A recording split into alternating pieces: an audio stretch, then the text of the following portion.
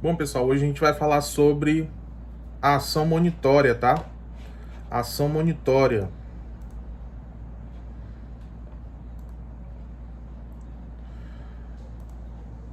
O que vinha a ser ação monitória? O que seria essa ação monitória? Lembre-se sempre, como a gente já falou anteriormente na aula de ontem, lembrem-se das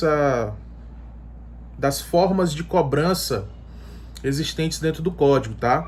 Então, basicamente, ordinariamente, nós temos a ação de cobrança, que ela segue o procedimento comum. Então, ela vai ter toda aquela dilação probatória, vai ter todo todos os questionamentos de mérito, enfim, possibilidade de audiência de conciliação, possibilidade de audiência de instrução, fase de saneamento. Então, a ação de cobrança, ela segue o procedimento comum, tá? Ela segue o procedimento comum. Então, aqui dentro desse rito, a ação de cobrança segue o procedimento comum. Como vocês bem sabem, o procedimento comum é um procedimento mais demorado, tá? Já na outra parte, né, no outro lado da moeda, nós temos a possibilidade da ação de execução. O que é a ação de execução? A ação de execução para pagar a quantia certa, por exemplo, fundada em título extrajudicial, né? Então, a ação de execução, ela é muito mais rápida, muito mais célere. Por quê? Porque você não vai ter aquela construção dogmática para saber se o autor tem direito que está pleiteando em juízo. Na verdade, o direito já é reconhecido, seja por força de título executivo extrajudicial, que aí você tem uma certeza, uma liquidez, tudo reconhecido, seja pelo reconhecimento de uma sentença, aí nós estaremos falando do cumprimento de sentença. Mas esse direito ele já é reconhecido. Tanto é que na ação de execução, quando você vai cobrar uma dívida por meio da ação de execução, o juiz, no primeiro despacho, ele não vai te citar para que você conteste a ação. Ele vai citar para que você faça o pagamento, tá? Então ele já cita você para fazer o pagamento. Por quê? Porque já existe a certeza ali daquela dívida. Então você tem dois extremos. A ação de cobrança, imagine uma dívida que você não tem nenhum documento sobre essa dívida, a sua prova sobre essa dívida é apenas uma prova, por exemplo, testemunhal, tá? Só um momento. É apenas uma prova testemunhal, então nesse caso, o caminho correto seria a ação de cobrança.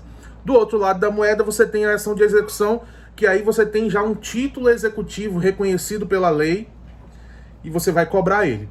O lance aqui da ação monitória, ela funciona como um meio termo, tá? Ela funciona como um meio termo. Por que ela funciona como um meio termo? Porque é possível que você tenha um documento que comprove a existência da dívida. Então você pode ter um documento que comprova a existência da dívida, porém, esse documento pode não estar revertido dos poderes do título executivo extrajudicial. Seja porque eles não estão no rol dos títulos executivos extrajudiciais, seja porque perderam essa qualidade com base no passar do tempo, tá? Então, o que o legislador fez? Ele criou um meio termo, ele disse o seguinte, olha, determinados documentos, determinadas provas escritas, elas devem ser, nós temos que possibilitar que o credor faça essa cobrança de modo diferenciado, que não seja uma ação de cobrança, porque a ação de cobrança vai demorar muito para receber. E como não é título executivo, não pode ser ação de execução. Então vamos criar um meio termo, e esse meio termo se chama ação monitória, que é uma forma de tutela diferenciada, tá? É uma espécie de cobrança, e você vai adequar ali as necessidades no direito material, tá? Lembrando, antes da gente começar a falar especificamente sobre os artigos que tutelam a ação monitória, a ação monitória, a tramitação dela é muito parecida com a ação de execução. Então eu diria que ela é mais pro lado da ação de execução do que propriamente pro lado da ação de cobrança em si, tá? Então o que a gente costuma falar é o seguinte, a ação monitória, ela é quase uma ação de execução. A única diferença é que a prova escrita que vai fundamentar a ação monitória, ela não está revestida dos poderes do título executivo extrajudicial. Fora disso, a tramitação dessa ação ela é muito similar à tramitação da ação de execução, e isso a gente vai ver agora, a partir de agora, tá? Por favor, abram aí o código, fiquem com o código aberto. Vou abrir o meu aqui também. E conforme for surgindo as dúvidas aí, vocês vão colocando e eu vou respondendo aqui. Ou posteriormente também podem colocar as dúvidas que a gente responde, tá?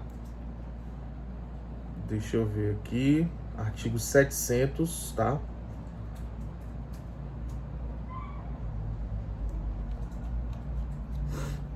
Artigo 700 da ação monitória. Então vamos lá.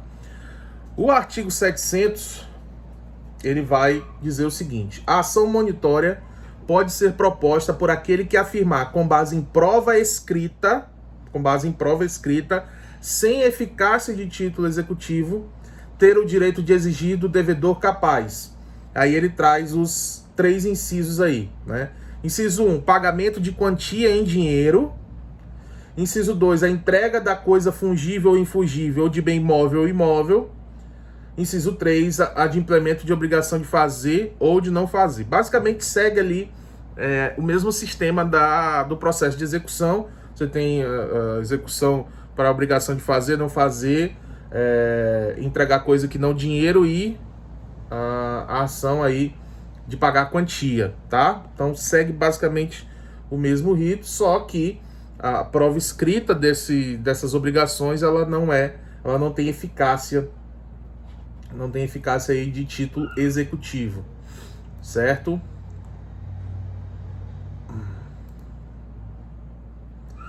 Então, antes da gente passar especificamente para essa análise dos incisos, é preciso que a gente estabeleça o que é prova escrita, tá, pessoal? O que é prova escrita. Por quê? É preciso que os senhores saibam, né? O que a jurisprudência tem dito sobre prova escrita, o que a doutrina entende que seja prova escrita, tá? Porque o código ele fala, você pode ajuizar ação monitória para cobrar com base numa prova escrita. E o que seria essa prova escrita? Vamos analisar agora, tá? Vamos analisar agora. Primeira coisa que eu quero que vocês anotem aí é que essa prova escrita, ela não existe um modelo pré-definido de prova escrita, tá? Não existe um modelo pré-definido. E aí agora a gente vai começar a trabalhar nesse sentido de o que seria a prova escrita, qual seria o documento cabível para se provar uma dívida. Será que uma conversa, por exemplo, de WhatsApp seria suficiente para provar uma dívida? É isso que a gente tem que analisar quando estamos analisando a prova escrita, tá? Então, quando eu falo de prova escrita para ação monitória, é justamente isso. Vamos analisar. Então, o primeiro ponto, a primeira premissa da aula de hoje é justamente estabelecer que não existe um modelo, não é como nos títulos executivos, o cheque, a nota promissória, os contratos assinados por 2 testemunhas e papapá. Não é isso, tá? Não é isso. Aqui o código deixa em aberto, ele diz prova escrita. E aí, a partir disso, nós temos que ver se essa prova ela tem a chamada verossimilhança, tá? Verossimilhança. Verossimilhança. E o que seria essa verossimilhança? A verossimilhança é você, a olho nu, analisando aquela prova escrita, você já ter uma dúvida, olha, de fato, realmente, ao que parece, essa dívida existe com base nessa prova escrita, tá? Então, ao que parece, realmente essa dívida existe. Ok? E aí, pessoal, aqui sobre prova escrita, né? Eu trago aqui um julgado do STJ, tá? O RESP 866-205 do Rio Grande do Norte. Vou botar aqui para vocês. RESP 866-205. A ementa tá no material que eu vou disponibilizar, tá? Mas só para vocês ficarem cientes aqui do que o STJ fala sobre prova escrita. Então, eu vou ler aqui para vocês. Ó. A prova escrita é aquela apta a respaldar a demanda monitória. Deve apresentar elementos indiciários da materialização de uma dívida decorrente de uma obrigação de pagar ou de entregar coisa fungível ou bem imóvel. No caso dos autos, aí ele vai falar dos autos. Então, prova escrita seria isso, tá? Então, por exemplo, uma conversa de WhatsApp. Uma conversa... Qual foi a primeira anotação sobre prova escrita? Que ela tem que ter verossimilhança, que não tem um modelo específico sobre ela. Foi isso. Tá? Que ela não tem uma forma pré-definida. Então, tudo pode ser prova escrita, a depender da verossimilhança daquilo que é apresentado. Tá? Então, vamos pensar em algumas situações aqui. Vamos pensar em algumas situações, como, por exemplo,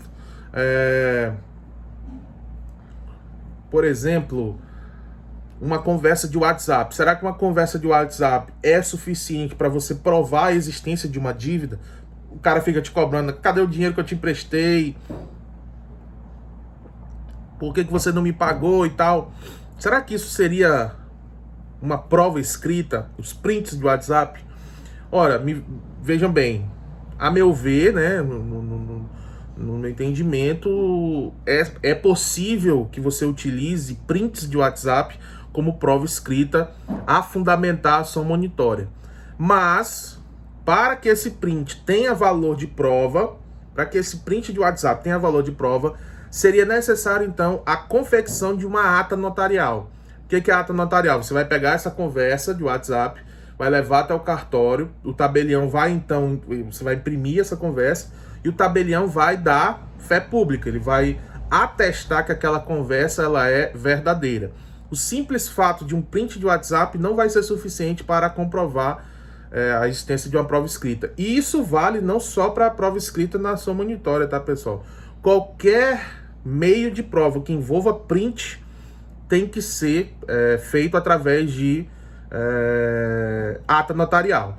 Então, por exemplo, eu pego o processo que a outra parte utiliza prints de WhatsApp, prints de Instagram, prints de Facebook, e eu sempre impugno dizendo que aquela prova, que aquele documento juntado não deve ser considerado porque ele não tem força de prova. Por que ele não tem força de prova? Porque ele é facilmente editável, é facilmente manipulável.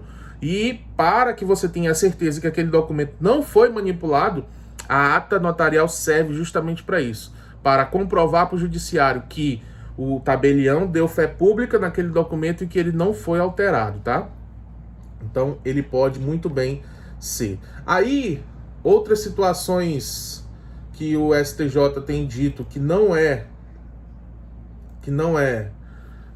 prova escrita, por exemplo, filmagens, tá? Fotografias, isso para o STJ não tem sido considerado prova escrita, tá? Filmagens, fotografias, enfim.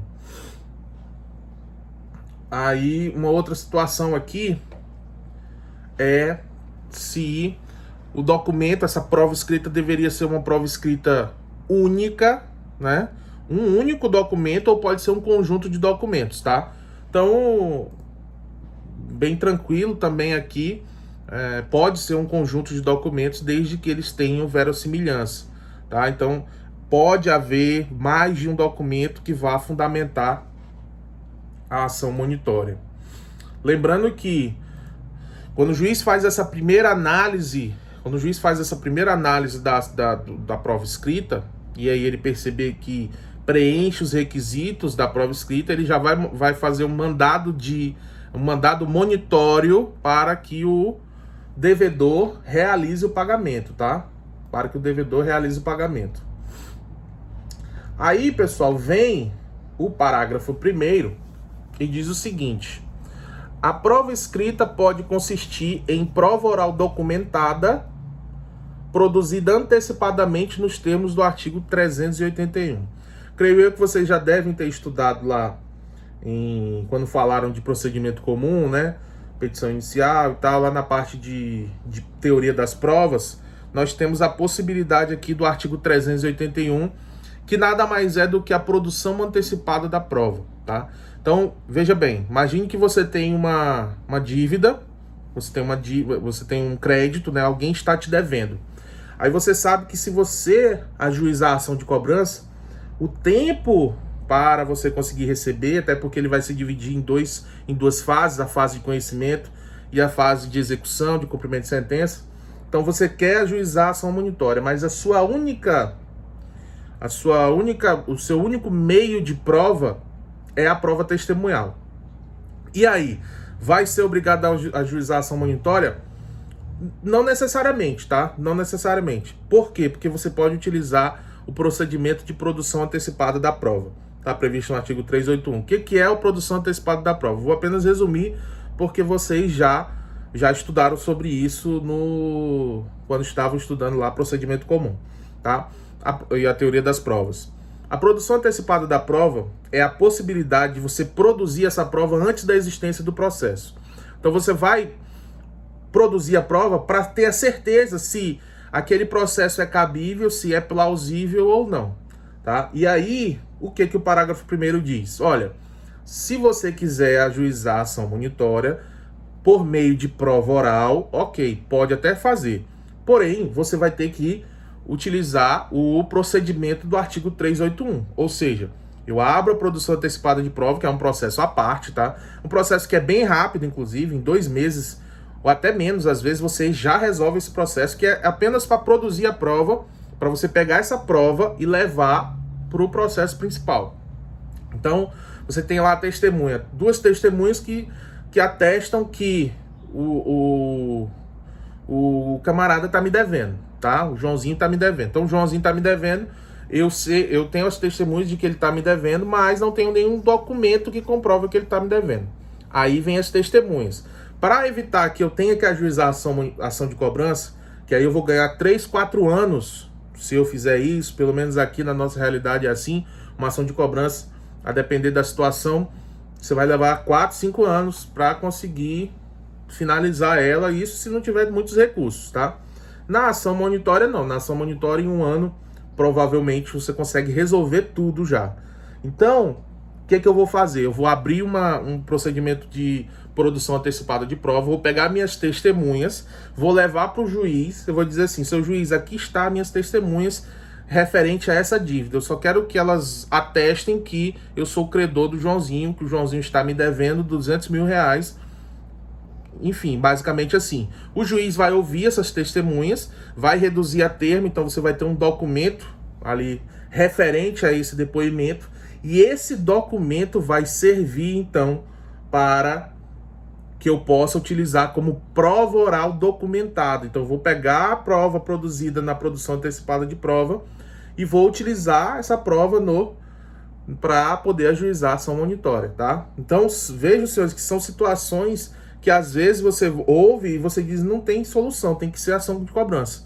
Ou prova oral documentada, mas tem que ser nos termos do 381.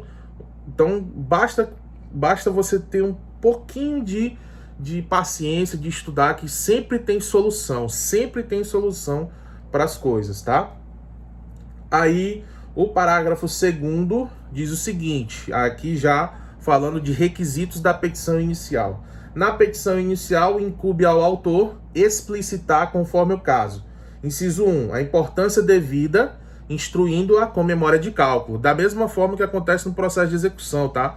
Deve ser juntada a memória de cálculo, né, das atualizações monetárias, da taxa de juros aplicado, tudo isso que é utilizado no processo de execução também é utilizado na ação monitória, porque a ação monitória é quase uma ação de execução, tá? Inciso 2, o valor atual da coisa reclamada, se envolver coisa, né? Inciso 3, o conteúdo patrimonial em discussão ou proveito econômico perseguido também, certo? Aí o parágrafo 3º vem falando do valor da causa, que deve corresponder à importância prevista no parágrafo 2º, que foi o que a gente acabou de ler.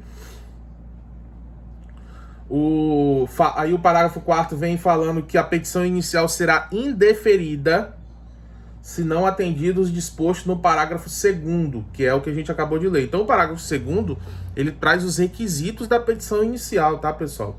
Os requisitos da petição inicial.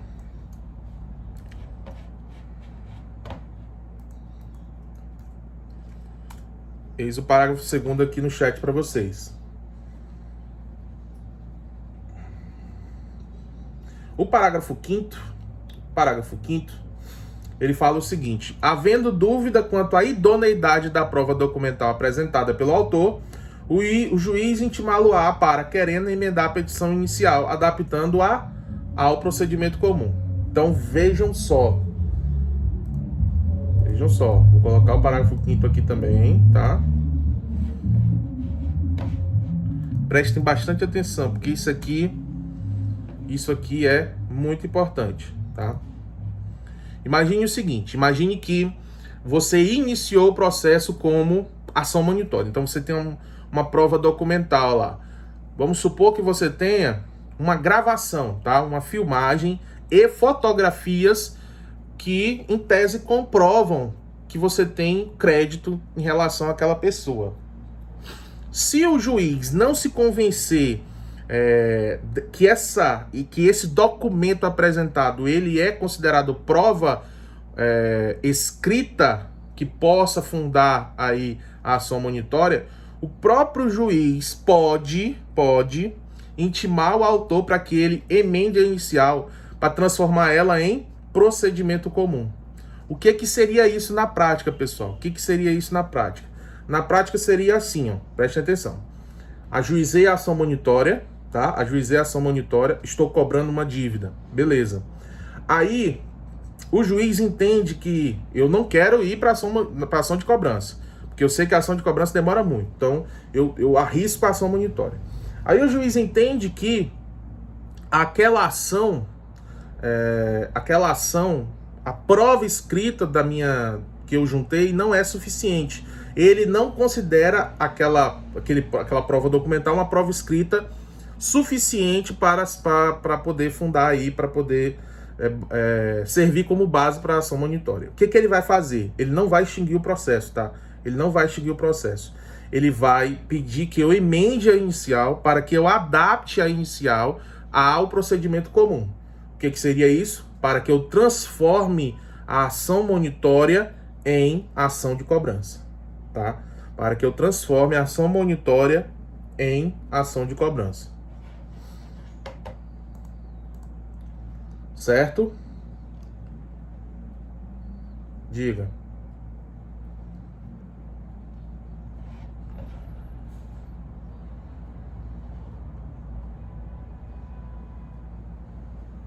O parágrafo 5º, querendo, né? Se ele não quiser, extingue. É isso mesmo. Se ele não quiser, aí extingue o processo.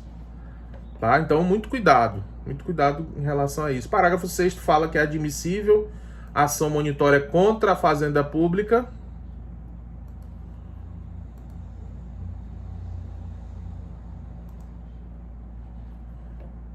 O parágrafo 7º, na ação monitória admite-se citação por qualquer dos meios permitidos para o procedimento comum.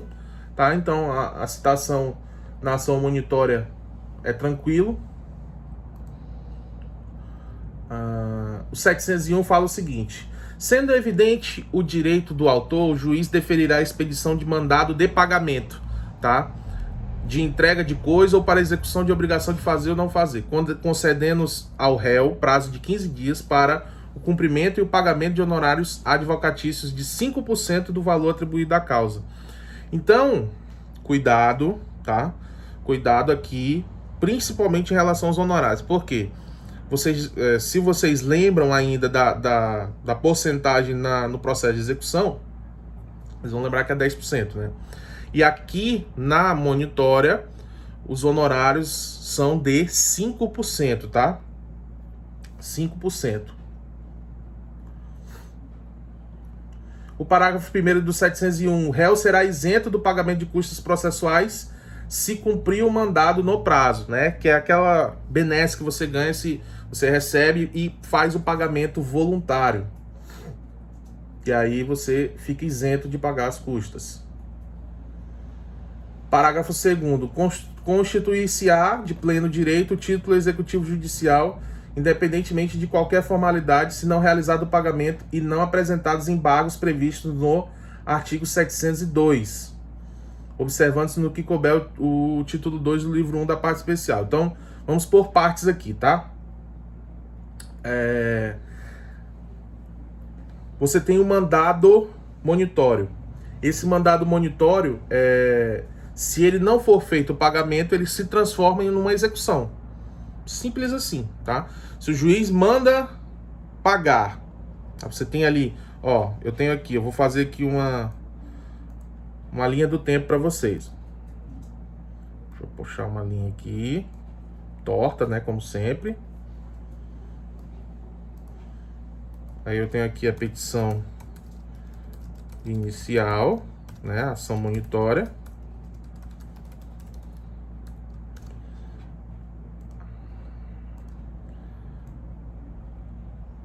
Aqui eu tenho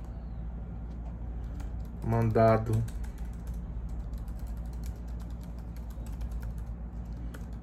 pagamento, né, em 15 dias.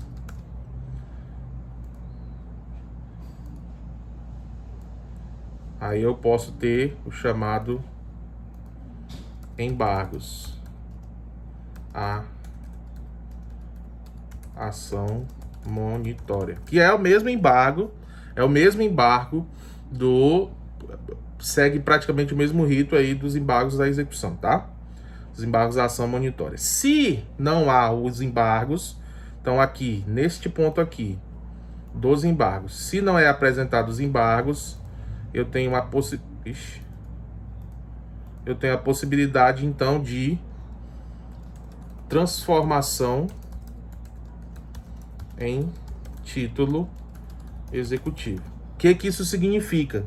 Significa que a partir dali, se torna uma cobrança pelo processo de execução.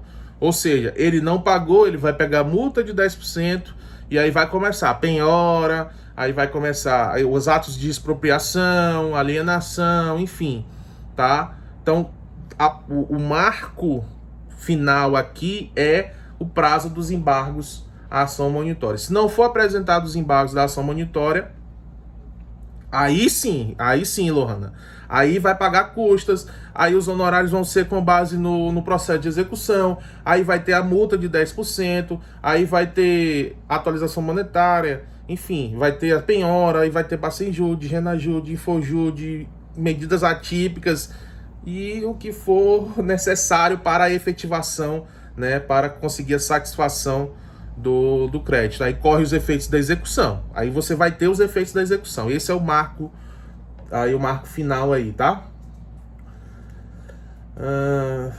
Parágrafo 3º diz que é cabível a ação rescisória. Parágrafo 4º, sendo a fazenda pública, se não apresentados os embargos previstos no 702, aplica-se o disposto no artigo 496, observando-se no que couber o livro 2, o título 1, tá? O 496, ele vai falar da remessa necessária. Vocês lembram ainda do que é remessa necessária? Mesmo que a fazenda pública, em determinadas situações, tá, pessoal? Em determinadas situações, você está cobrando algo do Estado, e aí às vezes a gente fica, por que o Estado sempre recorre? Não, na verdade, em algumas situações, mesmo se ele não recorrer, aquele processo vai para ser analisado pela segunda instância, tá? Então fiquem atentos a essa situação aí do 496. O parágrafo 5º vai falar do suspende o prazo, exatamente, suspende o prazo. O parágrafo 5º fala o seguinte: aplica-se a ação monitória no que couber o artigo 916.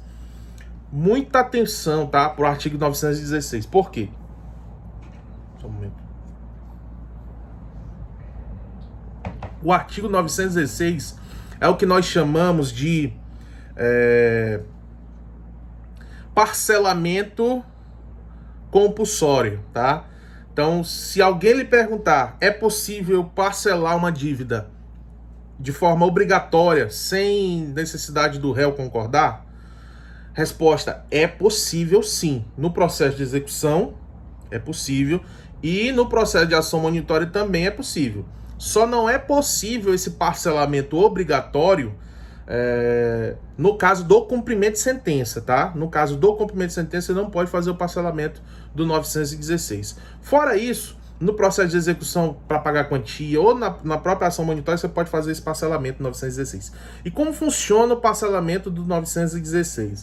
O parcelamento do 916 é basicamente assim: olha, eu devo 10 mil reais. Eu devo 10 mil reais. E aí eu não tenho condições de pagar esses 10 mil. Então estou sendo cobrado, tem uma execução de título contra mim. Eu não tenho condições de pagar. Aí não é permitida a chamada purgação da mora. Então eu não posso ficar depositando o quanto eu quiser no processo para tentar abater a dívida. O que vai acontecer? Eu posso utilizar o 916. Eu posso, por exemplo, e aí tem uma regra de aplicação do 916 que eu vou explicar para vocês agora, tá? Funciona basicamente assim: eu deposito em juízo o valor referente a 30%, tá?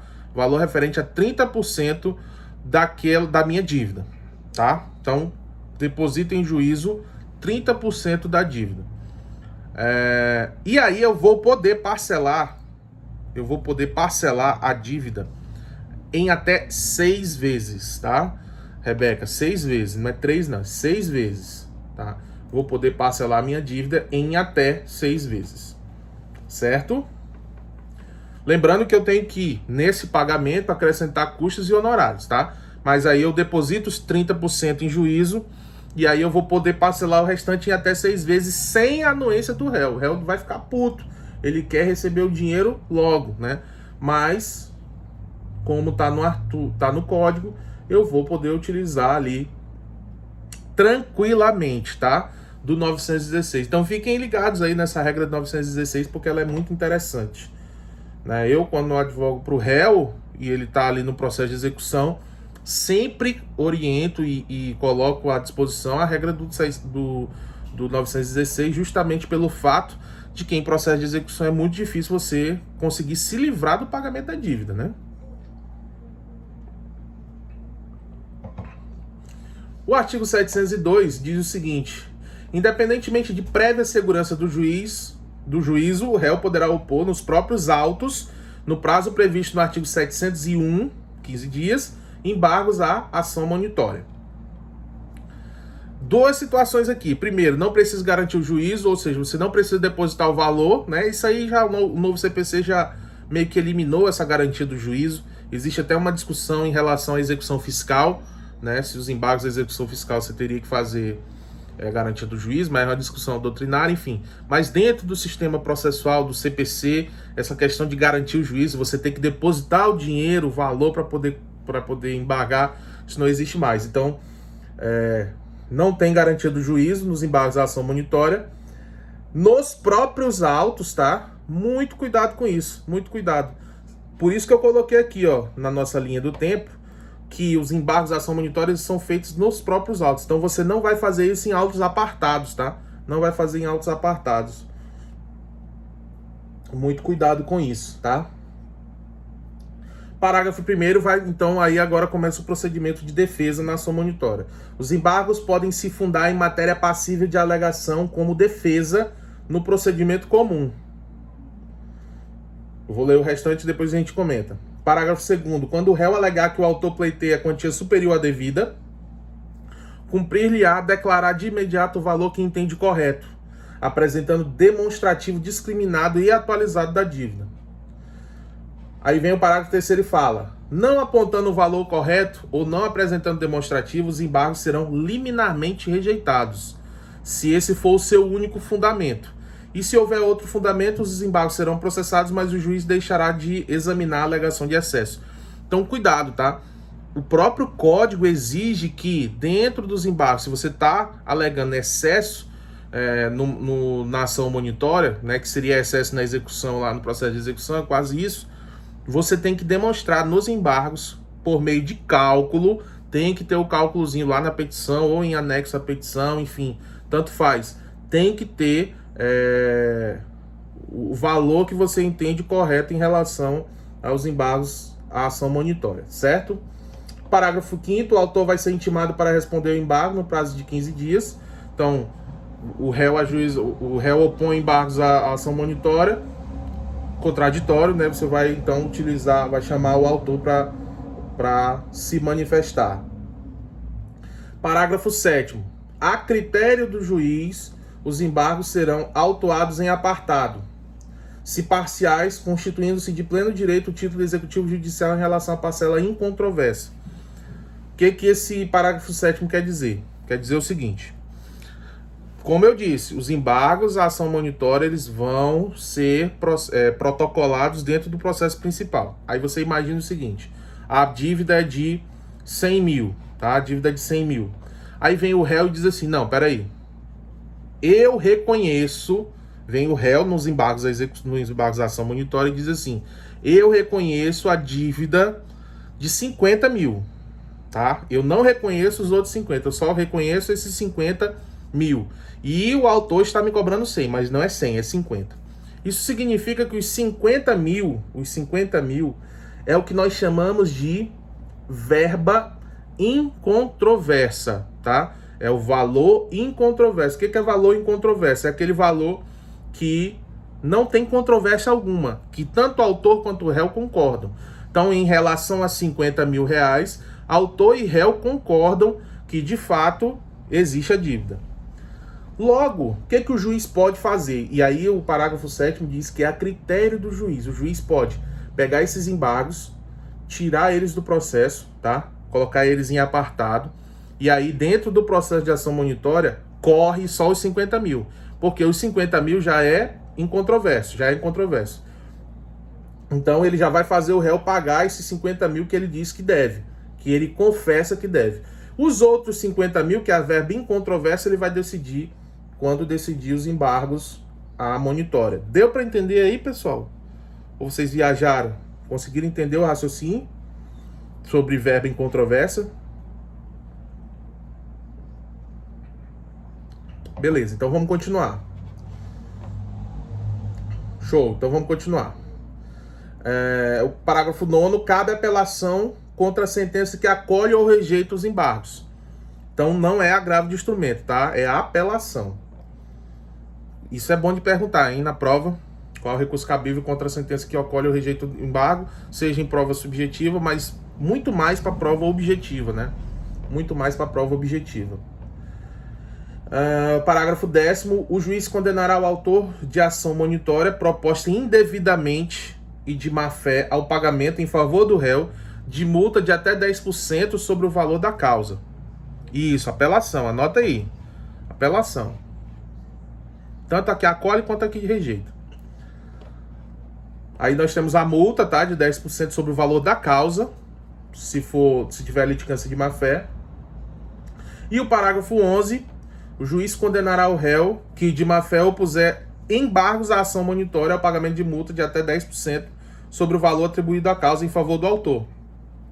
Então, os dois últimos parágrafos da ação monitória, eles vão falar o seguinte: vou condenar o autor se ele agir de má-fé, se ele ajuizar a ação monitória de má-fé, de forma indevida, e vou condenar o réu à litigância de má-fé se ele embargar a ação monitória quando não cabe embargos à ação monitória, tá? Então é como se fosse uma ameaça aí em relação a esses embargos. Ok? Bom, pessoal, para finalizar, preciso falar com vocês sobre, especificamente sobre o cheque, tá? Sobre o cheque. Porque o cheque ele tem um sistema, eu vou apagar aqui o quadro. Ele tem um sistema de prescrição diferente dos outros títulos que nós conhecemos. O sistema de prescrição do cheque, ele é diferente.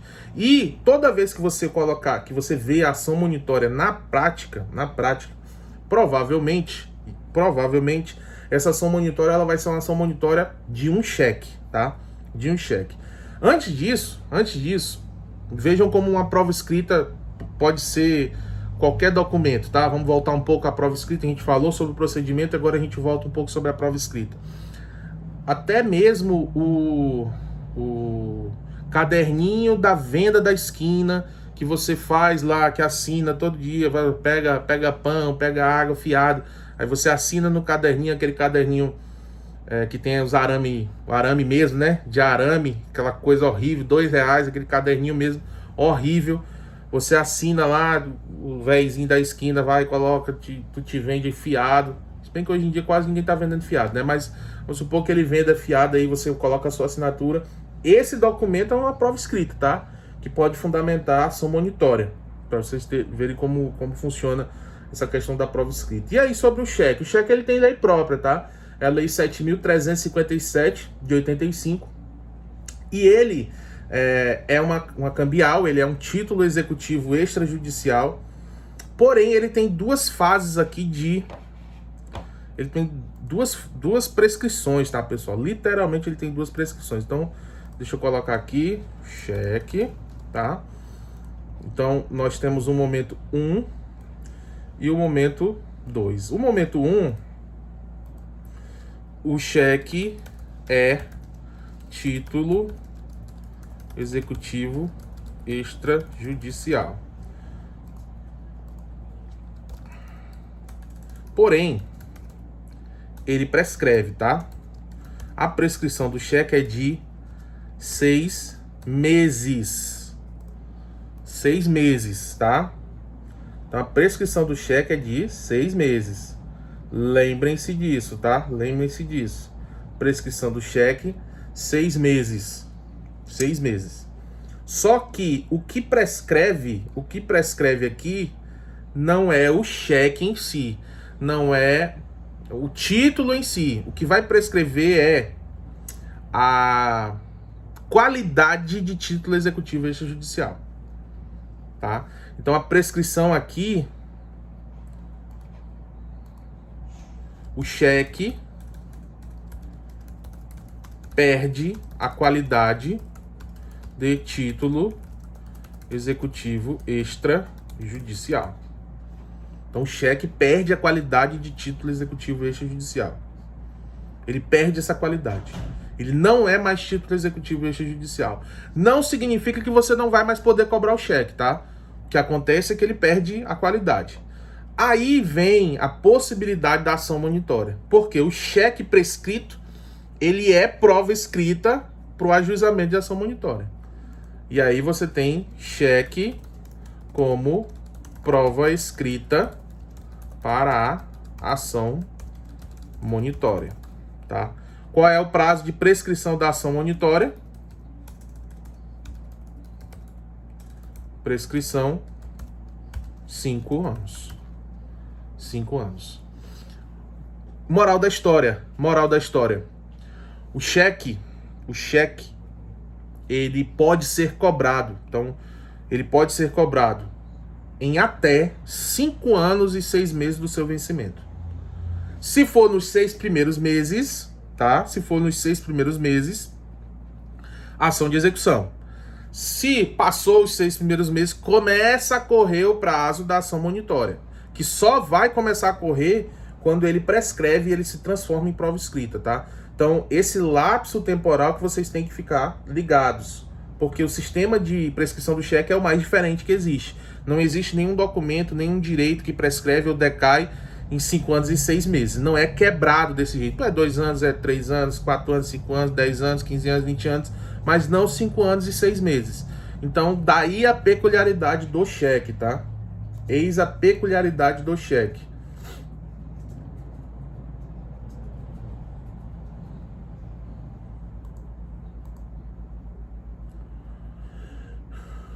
Certo?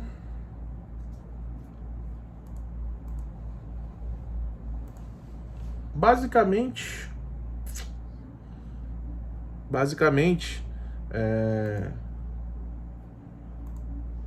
é isso, tá? Por fim, eu não poderia deixar de esquecer aqui em relação à possibilidade de ação monitória nos juizados. Eu até tinha anotado aqui, isso também não está no código, né? Que é a possibilidade da monitória nos juizados, tá? Então, num primeiro momento, nós temos que não cabe ação monitória nos juizados, tá? Por que não cabe? Justamente por ser incompatível com o rito do juizado. Tem até enunciado do FONAGE, tá? Tem até enunciado do FONAGE, enunciado número 8, que diz que não cabe nenhum procedimento especial nos juizados especiais, tá? Nenhum procedimento especial nos juizados especiais. Essa corrente, obviamente, ela prevalece, tá? Ela prevalece. A primeira corrente seria a primeira corrente aí, só que nós temos duas correntes doutrinárias, e como a segunda corrente é encabeçada pelo professor Nelson Neri Júnior, é de suma importância, porque a escola paulista ali, Nelson Neri, Tereza Rudalvin, professor Daniel Assunção, e por aí vai. Então, é a escola paulista. Então, é necessário que a gente fale da segunda corrente. A segunda corrente é defendida pelo professor Nelson Neri. Ele diz que cabe monitória nos juizados especiais, né? E aí o juiz faria juízo de verossimilhança e determinaria o pagamento a ser realizado na audiência de conciliação, tá?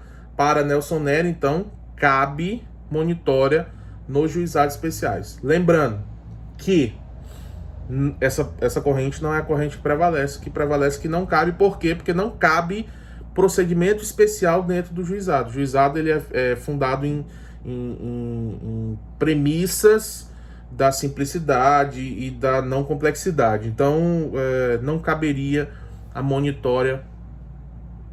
O enunciado da primeira corrente é o enunciado número 8, tá? Do FONAGE, Fórum Nacional dos Juizados Especiais.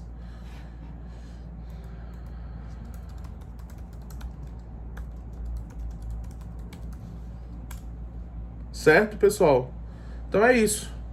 Fechamos aqui ação monitória, tá bom? Valeu!